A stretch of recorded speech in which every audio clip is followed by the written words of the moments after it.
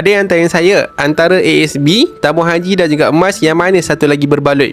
Jadi kalau tuan-puan nak tahu, kena tengok video ni sampai habis. Jangan lupa save dan share untuk rujukan di masa akan datang. Sebenarnya tuan-puan, ketiga-tiganya berbaloi. Tak perlulah kita nak fikir, kita menyimpan dekat semua tempat ni. Kata guru rumah saya, untuk simpanan jangka masa pendek 2 tahun dan ke bawah, kita simpan dalam ASB dan juga tabung haji. Yang mana dekat ASB dan juga tabung haji ni dia ada dividen. Tapi untuk jangka masa yang panjang, 2 tahun dan ke atas, kurang sesuai kita simpan dalam bentuk duit. Sebab nilai duit ni makin lama makin dimakan oleh inflasi. Sebab tu bagi tuan-puan yang ada duit yang banyak, yang memang tak guna untuk 2 tahun dan ke atas, duit ni tuan-puan alihkan kepada simpanan dalam bentuk emas. Yang pertama, bila kita simpan dalam bentuk emas, emas adalah kalis inflasi. Dia tak terkesan pun dengan ketidakstabilan politik, peperangan dan sebagainya. Yang kedua, purata kenaikan harga emas 8 ke 10%. Untuk tahun ni sahaja, tahun 2025, nilai emas dah naik hampir 50%. Jadi kita simpan dekat semua tempat. Untuk jangka masa pendek, ASB dan juga tabung haji. Jangka masa panjang 2 tahun dan ke atas, simpan dalam bentuk aset emas. Bagi tuan-puan yang tengok video saya ni, yang belum ada akaun emas dengan Publigo lagi, boleh tengok pin video saya di profile ataupun boleh isi borang sign up dekat bawah ni untuk saya bantu dan guide sebaiknya. Teruskan follow saya untuk lebih banyak